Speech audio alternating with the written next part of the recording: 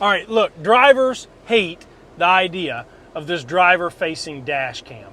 And they all want to say on social media and YouTube, company ever puts a driver-facing dash cam in my truck, I quit. I think we all need to take a step back and understand the reason that companies are having to put driver-facing dash cams in their trucks. And it's not because they want to spy on their drivers, they want to see you picking your nose while you drive down the road. And it's even not the insurance company's fault. It's because of the accident attorneys. We've all gone down the highway and seen the big billboard, right? The Texas Hammer. Have you been in a truck wreck? Right? This kind of stuff. Over the last 10 years, it used to be if a truck accident went to jury, 10 years ago, average settlement was $2 million. All right, we can all live with that. 10 years ago, we didn't have driver-facing dash cameras. The reality now is that that same jury settlement averages $22 million settlement. That $22 million settlement, the accident attorney gets 50% of it in most cases. So they get $11 million, okay? So most trucking companies have a $1 or a $2 million insurance liability maximum. So what that means is that the insurance company is only on the hook for the first $1 or $2 million in damages. So when you go out and get in an accident, it goes to a jury trial, and they award a $22 million settlement, insurance only pays $2 of that $22 million settlement. And the trucking company is left holding the bag on the other $20 million. And it's going to be a standard in the trucking industry, whether you like it or not, until the states do tort reform.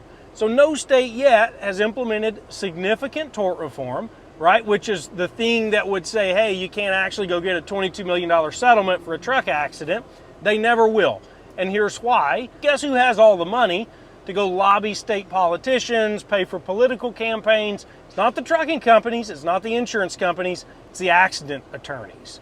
Okay, so as long as the tort system stays the same and we don't see tort reform, you're gonna get driver-facing cameras. It's the reality. And no trucking company, like look, we sell driver-facing dash cameras. No trucking company comes to us and says, I really want driver-facing dash cameras because I want to know what my guys are doing on the road. No, they come to us and they say, we had an accident, we've been sued, we need to protect ourselves. So that is why companies have to roll out the driver-facing dash camera. They're literally just trying to survive.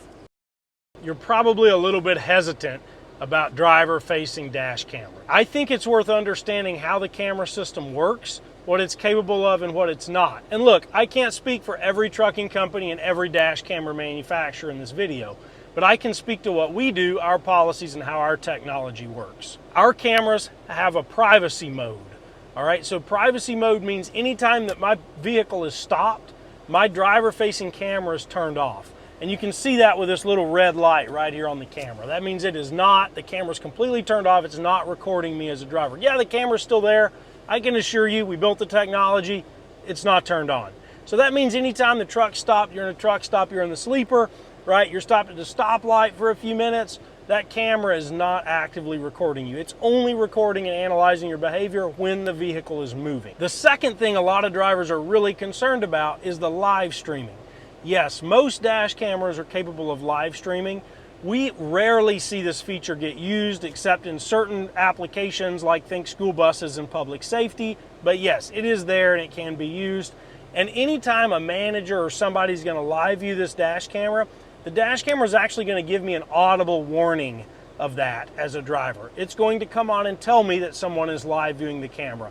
We never are going to give a manager the opportunity to live view a driver without telling the driver that they're being watched, pure and simple. So that's how dash cameras work, at least ours, and I think it's worth knowing if you're getting these put into your trucks, how that driver-facing dash cam actually works and how we protect the privacy of the driver.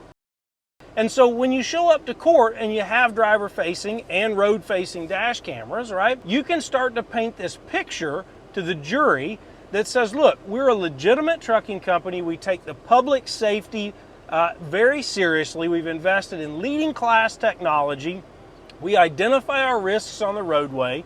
We coach our drivers, right? And look at the road and the driver. And this guy has both hands on the wheel. He's going 5 under the speed limit and he got pulled out in front of and someone got injured, right? You start to tell this story that not only have we invested in leading class technology, we manage it and our driver wasn't doing anything wrong. That has been the only way in these jury trials to escape the reptile theory. Even if you have road-facing cameras, guess what that accident attorney's going to say? He's going to say, oh, you mean you could have gotten driver-facing cameras and seen that this guy wasn't texting and you chose not to do so? $22 million verdict. Boom.